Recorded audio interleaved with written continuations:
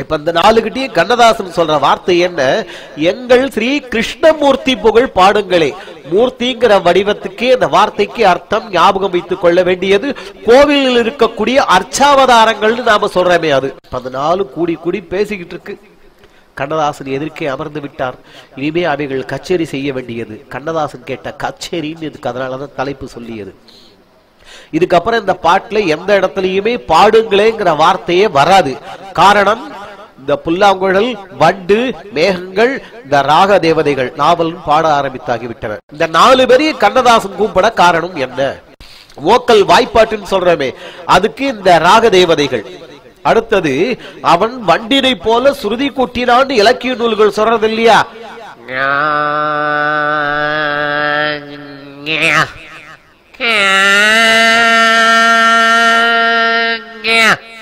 சொல்றோமா? சங்ககால இலக்கியங்கள் முதற்கொண்டு வண்டை போல சுருதி குட்டினான்னு சொல்வார்கள். அதனால ஸ்ருதிக்காக அந்த பார்த்தாக்க நமக்கு வண்டுகள். அடுத்தது பக்கவாத்தியம், இந்த வயலின்னு சொல்றோம் இல்லையா? இந்த வயலின்கிற பக்கவாத்தியம் இப்ப நம்ம காலத்துல வந்தது, முத்துசுவாமி தீட்சிதர் காலத்துக்கு அப்புறம் இப்ப. ஆனால் ஆரம்ப காலத்தில் நமக்கு பக்கவாத்தியமாக இருந்தது புல்லாங்குழல் தான். வாங்கி வாசிக்கிறதுக்கு புல்லாங்குழல் தான் ஒரிஜினல். அதனால்தான் அந்த புல்லாங்குழல் வாங்கி வாசிக்க பக்கவாத்தியம். அடுத்தது இந்த தபேலா மிருதங்கள்லாம் சொல்றாங்க இல்லையா, அது வேணுமே. அதற்காக மேகங்கள், அந்த அவன் மிருதங்கத்தையோ மேளத்தையோ எப்படி வாசிச்சான்கும் பொழுது அவன் மேகத்தை போல முழங்கினான் என்று இலக்கியங்கள் சொல்கின்றன. அந்த தபேலாவும் மிருதங்கமும் இருக்கு, அதுக்கு பதிலா அந்த இடத்துல மேகங்கள். இப்ப தெரியுதா கண்ணதாசன் ஏன் அந்த 4ஐயும் கூப்பிட்டு பாடுங்களேன்னு சொன்னாருன்னு? இப்ப அந்த 4ம் பாட ஆரம்பிச்சது. ஏற்கனவே இந்த கண்ணதாசன் கிட்ட எங்க கண்ணன் பிறந்தது தெற்க இல்ல வடக்கன்னு வாங்கி கட்டிக்கிட்டு இருக்கோம். அதனால பேசாம நாம ஆரம்பிக்கும் பொழுது கண்ணதாசன் பகுதி தென்பகுதியிலிருந்து ஆரம்பிச்சொல்லான் தான் ஒரு யோஜனை செய்தனர். அடுத்த வரி, குருவாயூர் தல்லில் தமிழ்கின்றவள். குருவாயூர்ல கண்ணனாக இருக்கக்கூடியவன் அவன் ஜனமேஜய மன்னன். குருவும் வாயுவும் வந்து பிரதிஷ்டை செய்ததனால் குருவாயூர் என்று அழைக்கப்படக்கூடியது. பரீட்சித்தனுடைய பரம்பரை வைத்து பூஜை செய்த விக்கிரகம் அது குருவாயூர்ல இன்னைக்கு இருக்கு. அது சரி, இது ஜனமேஜயன் பரீட்சித்து பரம்பரை வச்சதல்லவா அப்படின்னு சந்தேகம் வர போறதுங்கிறதுக்காக ஒரு கொடியோடு மதுராவை ஆள்கின்றவன் இவன் குருவாயூரப்பனா இருந்தால் கூட ஏற்கனவே கண்ணனாக இருந்ததும் இதே சுவாமிதான், கண்ணன் தான். அது மாத்திரமல்ல, திருவேங்கடத்தில் அவள் அருள்கின்றவன். வெங்கடாஜலபதி ஸ்தல புராணம் ஆதியோட அந்தமா நல்ல தெரிஞ்சாதான் இந்த வரிகளை வந்து அந்த இடத்துல போட முடியும். கண்ணனுக்கு அஷ்டலட்சுமிகள் திருமணம் நடந்தது. ஒரு கல்யாணத்தையும் தாயார் பார்க்கல. அப்பா உனக்கு 8 கல்யாணம் ஆயிருக்கு, ஒரு கல்யாணத்துக்கு கூட நான் பார்க்க முடியாம போயிடுச்சாடா. அம்மா கவலைப்படாத, அடுத்தது நான் தான் வெங்கடாஜலபதியா வருவேன். அப்ப நீதான் எனக்கு போய் பொண்ணு பார்க்கற, கல்யாணம் நடக்கிறது. அதே கண்ணன் வெங்கடாஜலபதியாக வர தாயார் பார்க்கின்றாள். பெண்ணை மனம் முடித்து வைக்க ஏற்பாடுகள் செய்கின்றாள். அற்புதமான அந்த திருமணம் நடந்து முடிந்தது. அதனால்தான் கண்ணன் வேற வெங்கடாஜலபதி வேற இல்லை என்பதற்காகவே அந்த இடத்தில் திருவேங்கடத்தில் அவன் அருள்கின்றவன். வைஷ்ணவத்துல ஒரு பழக்கம் என்னன்னா, மிச்சம் எந்த ஒரு கோவில சொன்னாலும் சரி, வரதராஜ பெருமாள் கோவில், பார்த்தசாரதி பெருமாள் கோவில் அப்படின்னு போட்டாகணும் முன்னால. ஆனால் கோவில்கிற வார்த்தையை மட்டும் வெறுட வைஷ்ணவத்துல சொன்னால் அது ஸ்ரீரங்கத்தை மட்டும் தான் குறிக்கும்.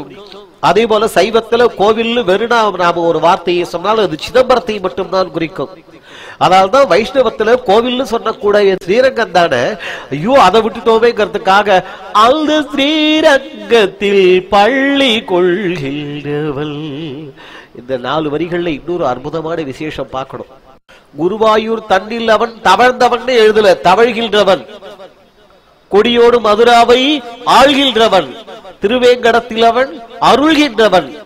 ஸ்ரீரங்கத்தில் பள்ளி கொள்கின்றவன். எல்லாமே நிகழ்காலமா இருக்கு, பாஸ்டர்ஸ் கடந்த காலமாக அல்ல. அவன் காரணமாகத்தான் என்னோ இருந்தானவன் என்று ஏமாந்து போக வேண்டாம். Still he is waiting to bless us. இன்றும் அவன் நமக்காக அருள் புரிய காத்து கொண்டிருக்கின்றான் என்பதை நமக்கு அழுத்தி உணர்த்துவதற்காகவே இந்த 4 வார்த்தைகளையுமே கண்ணதாசன் அவர்கள் நிகழ்காலமாகவே அமைத்தார்கள். ராகதேவதைகள் பாடிக்கொண்டிருக்கின்றன. தேவதைகள்னாலே பெண் தானே, அந்த பெண்களுக்கு ஒரு ஞாபகம் வந்தது. அன்று பஞ்சபாண்டவர்கள் முன்னால் கௌரவர்கள் ராஜசபையில் நம்ம மாதிரி ஒரு பெண்ணை நிற்க வச்சு மானபங்கப்படுத்த முயற்சி பண்ணின பொழுது ஆறாகிரு தடங்கண் அஞ்சனம் வெம் புனல் சோர வேறான துகில் தகைந்த கை சோர மெய் சோர வேறு ஓர் சொல்லும் கூறாமல் கோவிந்தா கோவிந்தா என்று அரற்றி குளிர்ந்த நாவில் ஊறாது அவிழ்து ஊற உடல் புலகிட்டு உள்ளவெல்லாம் குளிர்ந்தாளே என்று எந்த வில்லிபுத்திராழ்வார் பாஞ்சாலியருடைய அந்த கஷ்டத்தை பாடுறாரோ அப்படிப்பட்ட அந்த பாஞ்சாலிக்கு இந்த சுவாமி அனுகிரகம் செய்தானே என்று நினைவு வந்தது. உடனே பாஞ்சாலி புகழ் காக்கு தன் கை கொடுத்தான் பளிச்சிறு வார்த்தைகள் வந்து விழுகின்றன. ஆனால் கண்ணன் அன்னைக்கே தீர்மானம் பண்ணினானா. கண்ணன் அந்த இடத்துல நேருக்கு நேரா வந்து பாஞ்சாலிக்கு அனுகிரகம் செய்யவில்லை. கண்ணன் இருந்தது அங்க துவாரகையில, ஆனா புடவைகள் இங்க வந்துடுத்தோம். எளிமையா இன்னைக்கு உங்களுக்கு எல்லாம் புரியணும்னு ஒரு உதாரணம்னா, ஃபர்ஸ்ட் கொரியர் சர்வீஸ் இந்த வேர்ல்டுனா கிருஷ்ணா துவாரகையில இருந்தா புடவை இங்க கொரியர்ல வந்து கொடுத்துன்னு வச்சுக்காங்களேன். ஆனால் கண்ணன் அன்றைய தீர்மானம் செய்தான். அன்று பாரத போர் முடிக்க சங்கை எடுத்தான்.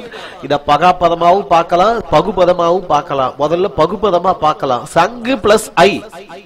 கண்ணன் மகாபாரத போர்ல தன்னுடைய சங்கை எடுத்து ஊதிய போது முழக்கிய பொழுது என்னென்ன விபரீதங்கள் கௌரவர்கள் கட்சியில் விளைந்தனங்கிறத மகாபாரதத்துல பீஷ்ம பர்வத்துல பகவத்கீதை ஆரம்பத்திலே இருக்கு பார்க்கலாம். கௌரவர்கள் பக்கம் இருந்த மாபெரும் பலசாலிகள் வீரர்கள் கூட அந்த சங்கின் ஓசையை கேட்ட உடனே தங்களுடைய பலத்தை இழந்தார்கள் எழுதி வச்சிருக்கு.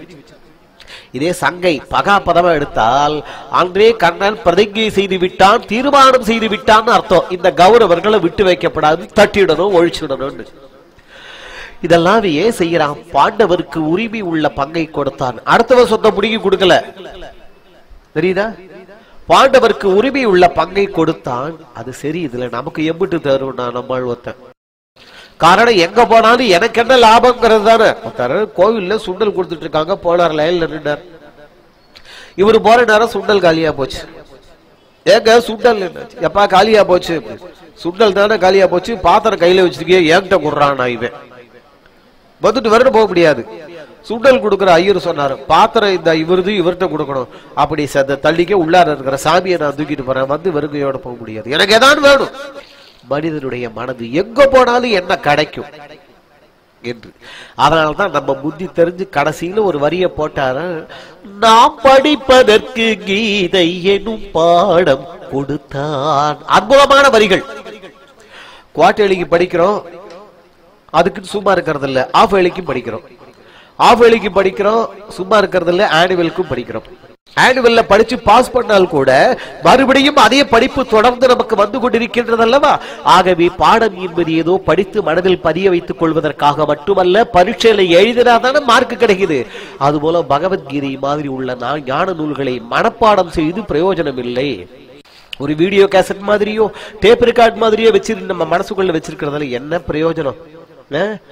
அது அனுபவத்திலும் கொண்டு வர வேண்டும் என்பதற்காகத்தான் அழகாக அங்க சொல்லும் பொழுது நாம் படிப்பதற்கு கீதை எனும் பாடம் கொடுத்தான்னு சொன்னார். கண்ணதாசன் கிட்ட ஒரு பழக்கம் உண்டு, பாஞ்சாலின்னா உடனே பகவத்கீதை நடுவாரு. இந்த பாட்டிலேயே பார்த்தோம் இல்லையா, பாஞ்சாலி புகழ் காக்க தன் கை கொடுத்தான்னு சொன்னவர் நாம் படிப்பதற்கு கீதை எனும் பாடம் கொடுத்தான்னு சொல்லி முடிச்சார். இதே கண்ணதாசன் இன்னொரு பாட்டுல சொல்லும் பொழுது, அதாவது அதுவும் கண்ணதாசன் பாடல் தான், TMS அவர்கள் பாடியது. ஆட்டு வித்தால் யாரொருவர், அந்த பாட்டுல